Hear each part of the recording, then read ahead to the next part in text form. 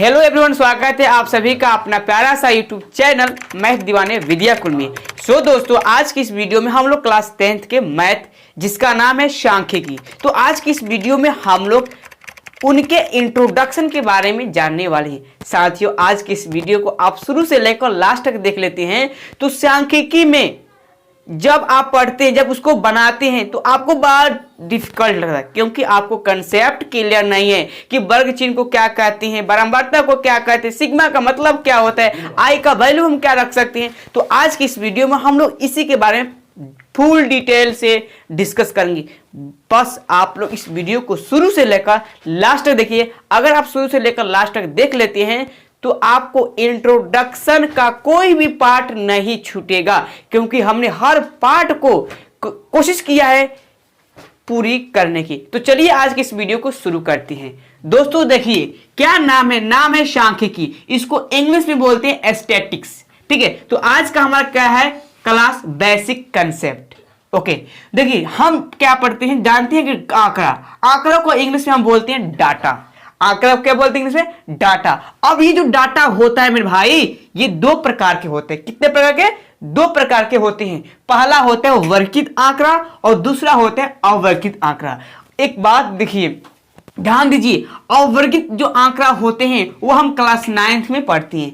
कहां? Class 9th में already आप पढ़कर आ गए हैं। ठीक है, अब देखिए क्या लिखा है कि केंद्रीय प्रवृत्ति मापक 3 होते हैं। बहुत ही इंपॉर्टेंट क्वेश्चन है। आप लोग प्लीज जब भी आप हमारे वीडियो के देखिए तो रजिस्टर और साथ ही साथ कलम लेकर बैठिए, क्योंकि मैं बहुत ही इंपॉर्टेंट बातें बताने वाला हूं। क्योंकि मैं जानता हूं कि अक्सर आप लोगों को कंफ्यूजन कहां होता है, दिक्कत कहां होता है, क्योंकि मैं भी एक स्टूडेंट ही हूं। क्योंकि स्टूडेंट, अगर कोई व्यक्ति समझ जाए कि मैं टीचर हूं तो वो टीचर स्टूडेंट की बातों को नहीं समझ पाएगा। इसलिए मैं आपके सामने बोल रहा हूं कि मैं एज अ स्टूडेंट, तो एज स्टूडेंट के बातों को समझता है। तो समझिए मैं क्या बताने वाला हूं, और मैं जो भी बातें बताऊंगा एकदम जेन्युइन रहेगा, फैक्ट रहेगा, आपको कोई नहीं बताएगा। देखिए, सबसे पहले आप अपना रजिस्टर में केंद्रीय प्रवृत्ति मापक कितने होते हैं, और कहीं ध्यान देना, ये आपको 1 नंबर MCQ में लाता है। जी हाँ, बोर्ड एग्जाम 2023 में कहीं आ भी सकता है। तो होता है 3।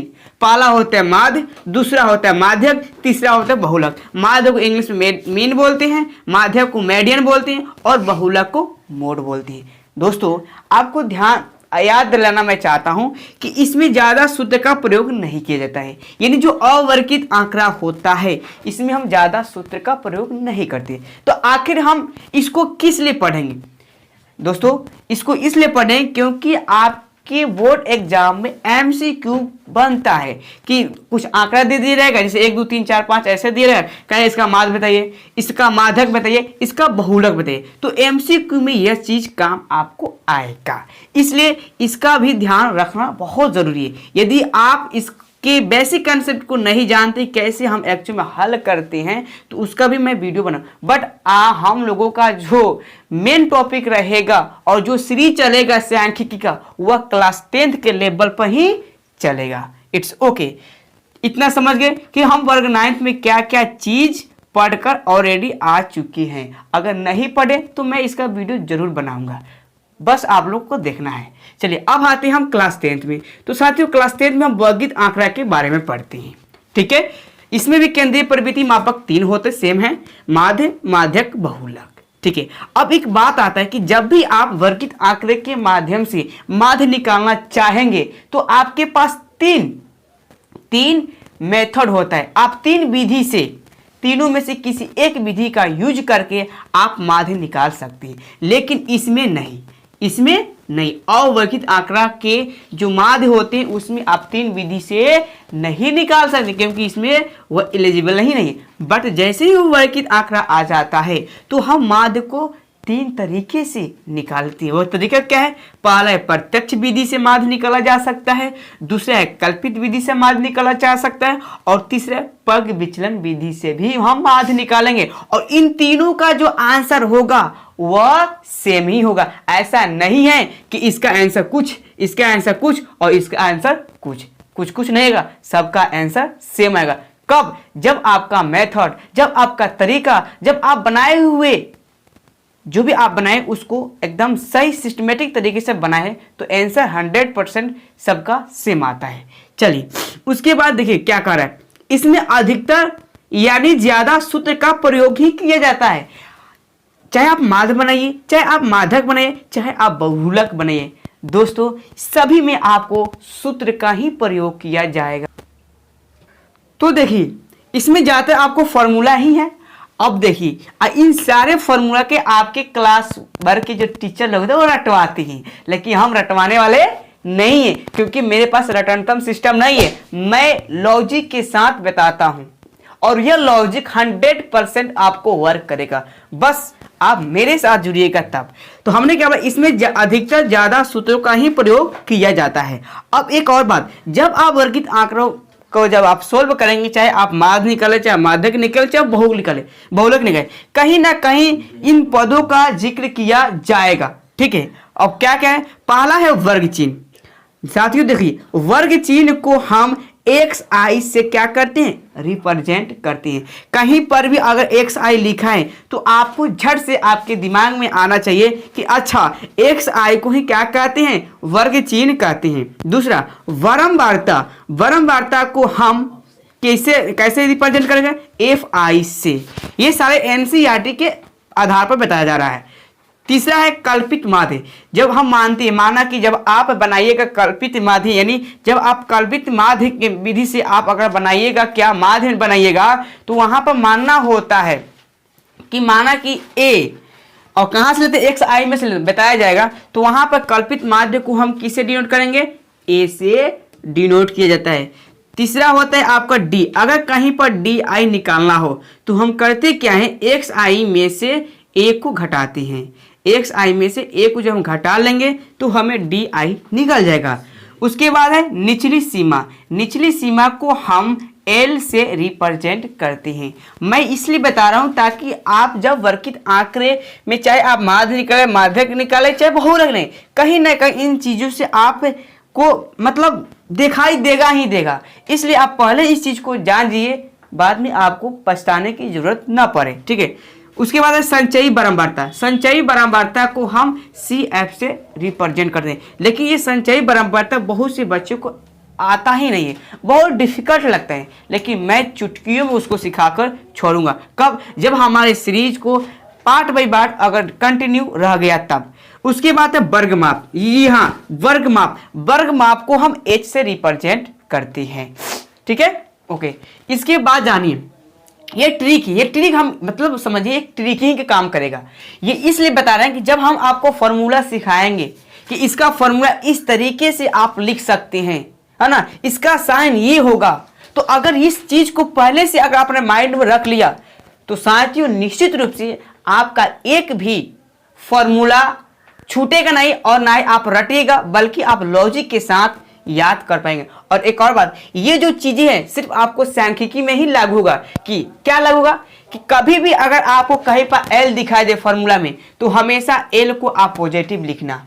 क्या लिखना, एल को हमेशा प्लस में लिखना। ठीक है, अगर कहीं पर एच दिखाई दे दे तो एच को हमेशा गुना एच लिखना। क्या लिखना, गुना एच लिखना। अगर कहीं पर ए दिखाई दे तो आपको प्लस में देना है। अगर कहीं पर एफ रहे तो हमेशा साथियों एफ के बीच में माइनस डालना है। जैसे मान लो 3 F1 हो गया, F0 हो गया और F2 हो गया, तो हमने क्या एफ के बीच में माइनस इंक्लूड करना है। तो यहाँ पर माइनस लगा दीजिए, यहाँ पर माइनस लगा दीजिए। ये चीज इसलिए मैं बता रहा हूं, जब आपको मैं फॉर्मूला सिखाऊंगा कि एक्चुअल में आपको याद कैसे रख सकते हैं विद सेकेंडों में, और आपको रटना नहीं पड़ेगा, इसलिए मैं ये चीज बताने की कोशिश कर रहा हूं। प्लीज आप लोग इन बातों को ध्यान दीजिए, सीरियस से पढ़िए, और मैं चाहता हूं कि आप लोगों को बहुत ही अच्छे तरीके से गाइड करूं, और आप एक भी प्रश्न को रटिए मत, समझिए। और मैं हूं समझाने वाला, मैं हूं आपको बताने वाला। एक भी प्रश्न को आपको रटना नहीं पड़ेगा, क्योंकि हम लोग यहाँ पढ़ते लॉजिक के साथ। जब आप किसी चीज़ को आप लॉजिक के साथ पढ़िएगा साथियों, जब आप किसी चीज़ को लॉजिक के साथ पढ़िएगा तो वह चीज़ 100% वर्क करता है। ओके, और आपके थोड़ा समय, कुछ लॉन्ग टाइम के लिए आपके माइंड में भी रहता है। ओके, एक और बात, हम कहीं पर लिखेंगे सिग्मा Fi लिखेंगे, ध्यान दीजिए। अगर कहीं पर मैंने लिखा सिग्मा Fi, इस बात का मतलब होता है कि जो भी बराबरताओं की जितनी भी संख्याएं होती हैं उन सारी बराबरताओं की संख्याओं को ऐड करना है। तो अब ये बात है, ये सिग्मा है क्या भाई? तो भाई देखिए, ये सिग्मा जो है ना, इसको अगर कहीं पर यह साइन आ जाता है तो इसको हम बोलते हैं जोड़ना। इसको क्या बोलते हैं? जोड़ना है। लेकिन ये सिग्मा कहां से लिया गया मेरे भाई? तो यूनानी अक्षर से। कहां से लिया गया है? यूनानी अक्षर से ये सिग्मा लिया गया है। और इस सिग्मा का मतलब ही होता है समेशन, और समेशन का मतलब होता है कि किसी चीजों को ऐड करना, किसी चीजों को जोड़ना। ओके, जब क्वेश्चन कराया जाएगा तो आपको कंप्लीट समझ में आ जाएगा, लेकिन उससे पहले इन सारे टर्म को आपको ध्यान में रखना बहुत जरूरी है, क्योंकि आप चाहते हैं अगर सांख्यिकी हमारे मुट्ठी में हो, मैं उस पर कब्जा करूं, तो आपको ये टर्म, ये बातें ध्यान में रखना बहुत जरूरी है। उसके बाद देखिए, एक बात और आता है आई। भाई आई का मतलब यहाँ क्या है? आई का वैल्यू हम क्या रख सकते हैं? तो साथियों, आई का वैल्यू जो हम रखेंगे, प्राकृतिक संख्या ले लेना है। क्या? इनफाइनाइट तक, कहीं भी आई का वैल्यू 1 भी हो सकता है, आई का वैल्यू 2 भी हो सकता है, आई का वैल्यू कुछ भी हो सकता है। जी हाँ, कुछ भी हो सकता है। तो आई का वैल्यू हम प्राकृतिक संख्या लेना है, यानी हम कुछ भी लिख सकते हैं।